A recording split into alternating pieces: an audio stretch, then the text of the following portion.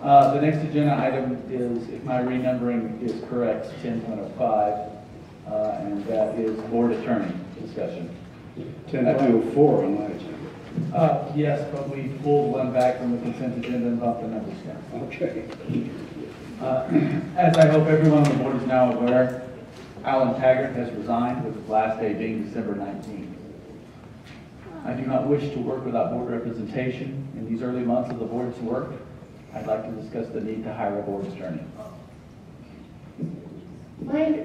My understanding is that Mr. Taggart is a district employee, not a board employee. Actually, that is correct. And So my please understanding understand is that he that is we have also one board, employee. and he is also board representation, according to policy. May I just clarify? My understanding was that tonight's conversation was not about filling Mr. Taggart's position, which is Dr. Stevenson's work that we hold her accountable for. But tonight's conversation was about whether the board wanted to independently hire its own attorney. Is that not accurate? Absolutely. So, Okay. So just to be very clear, we're not talking tonight about hiring for Mr. Taggart's position. We're talking instead about hiring for an attorney who would advise the board on issues that would come forward, and in the past, those have included expulsions, teacher dismissal-related issues, I believe, that involve due process. That's right. Okay, so just to be very clear, that's the we are talking about board representation. That is correct. I agree with Mr. Witt. I think that it's very important that as we review and revise policy, that the board has good counsel. Several of us are new to the board. We've had a lot of changes in the past month. Some monumental changes. We are looking at a new superintendent, the retirement of district chief legal counsel, and of course the new board members. So I think that we need to rely on good counsel for information on how to legally handle unfamiliar board-related activities in particular. So are we going to talk then about a process, if we should agree to move forward, how we seek applications, how we review those applications, how we schedule interviews, the process of filling that position? Is that what you're wanting to do tonight? We can certainly discuss that, although I will put on the table that the December 19th date is very important to me. I would like to have board representation before or by the time Mr. Taggart departs. And therefore, I consider it significant that we get this done. I would agree. However, I also think that we need to have a full public process about hiring legal counsel. I think we want to make sure that we have the transparency of moving forward with our public instead of on behind the scenes. The other thing, we have certainly plans for transition. We work extensively with a large law firm that covers much of our legal work, and they are prepared to step in to advise the board on any critical issues. So I do want you to know that transition could be handled. And I will also add that I support the board exploring the conversation about a board attorney, and we may very well decide that that's the right thing to do and it makes sense for us. I think I would echo what Ms. Feldman said in terms of making sure we have a public discussion about it, that we're transparent about it. And for me, I think there are a number of key questions. What are the qualities we're looking for in the attorney? What is the scope of work? What are the contract terms? What are the skills and abilities that we would like to look for? How do I identify those firms? A list of firms that would come forward, or attorneys, individual attorneys, who match those requirements and that expertise and skills. Basic questions like, does the attorney have professional liability insurance? And we had two attorneys that were recommended as possibilities in the email, Mr. Brad Miller and I believe Mr. Alex Halpern. Mr. Miller, for example, according to the Colorado Supreme Court records, does not have professional liability insurance. I mention that only because I think we need to take the time to do it well. We know that we'll have a transition period, and then we can make those decisions so they're well informed, and we are able to have the conversation as a board moving forward. And I appreciate the sense of urgency.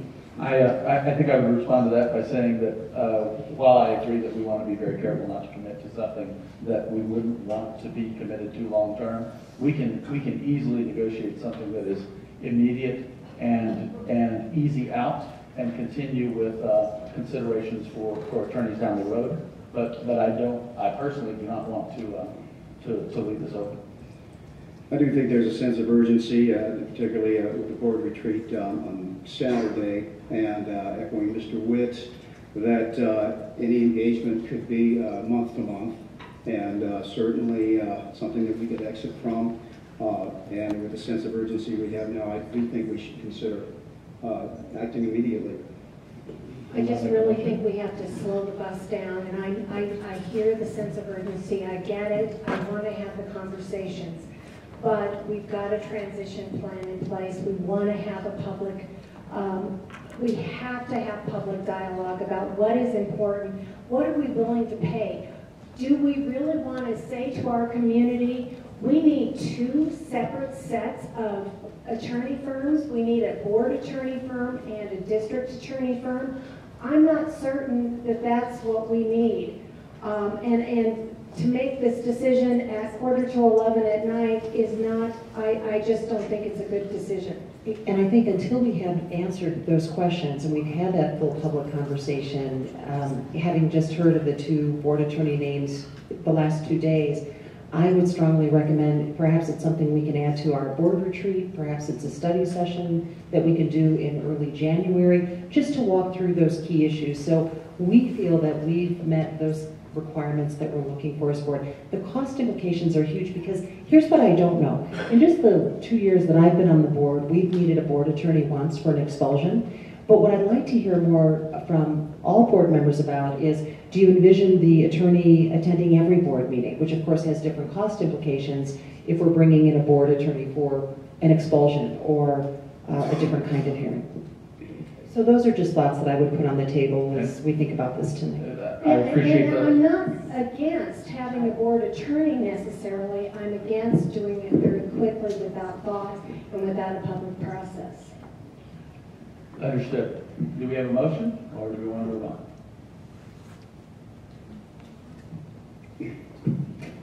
Well, first I would like to comment or actually get some clarification and comment on what Ms. Feldman said, is would having the board attorney versus, in addition to the district attorney, be really, would the cost be de minimis, because what the various issues we would have as a board would still be billable and accruable to another, to the firm that would be representing the district as well. I mean, there may be some additional hours above that if both are present, but I do think at this point, when we make this critical transition, that we do have 2. We do have a district and a board attorney.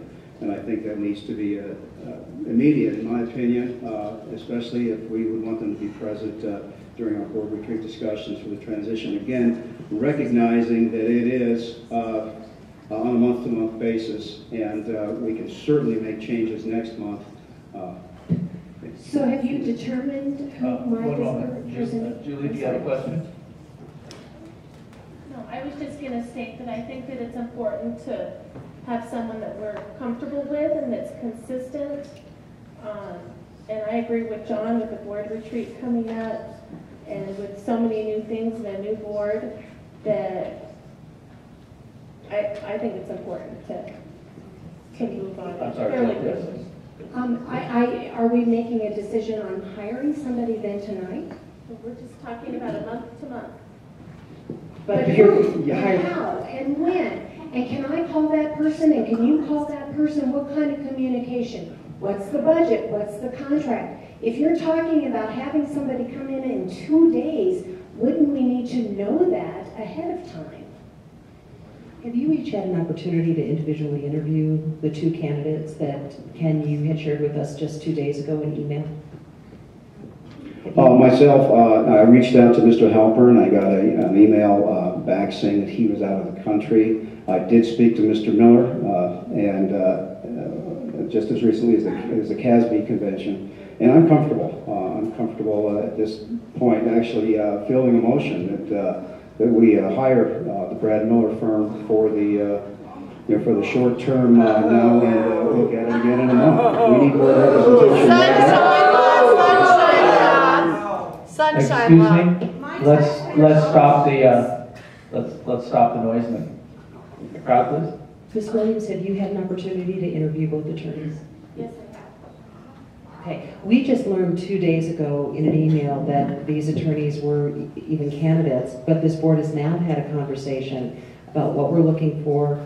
We haven't even talked about the price. We don't know what that will look at, what that will be in terms of the budget. We're going into a major budget cycle. There's no disagreement, I think, at the table that this is a good discussion to explore. I think the question is having a full public discussion about the points that we've identified, talking about the cost, talking about the scope of work, and I will also, again, remind the board that if we're looking at, say, Mr. Miller, for example, he does not have professional liability insurance. So, Ms. Dahlkemp, are you comfortable without board representation until the next board meeting? We in the 2 years I've served on this board, we have used a board attorney once, and that was for an expulsion hearing. So what I am more comfortable with is having a public conversation. We all value transparency. We've talked about the importance of it. I think all you're hearing me suggest is that we have that public dialogue, we address those key questions, and we know before we take this vote on who the attorney should be, what the cost will be and what the impact will be on the budget. I hear the concerns, and they make sense to me. Some of them certainly do. I guess to satisfy both requirements, I'm kind of in the middle here. I'm going to propose something that hopefully can let us bridge it. I do think as a new board it's important that we have some attorney dialogue around policy, around some of the questions that we may have about how things work. I'd like to have that in hand immediately or very quickly. I understand that we may want to develop a list of attorney candidates for a long-term relationship, and we might develop that in the future. So I'm going to go ahead and make a motion. I move that this board hire Brad Miller as board attorney,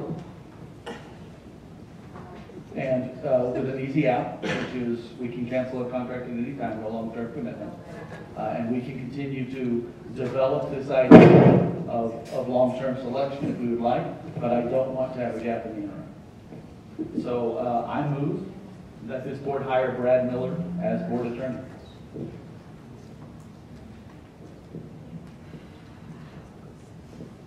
I'll second it. Discussion. I think we probably had a lot of discussion around this already. Roll call. Ms. Dahlkemper? No. Ms. Feldman? No. Mr. Newkirk? Yes. Ms. Williams? Yes. Mr. Witt? Yes.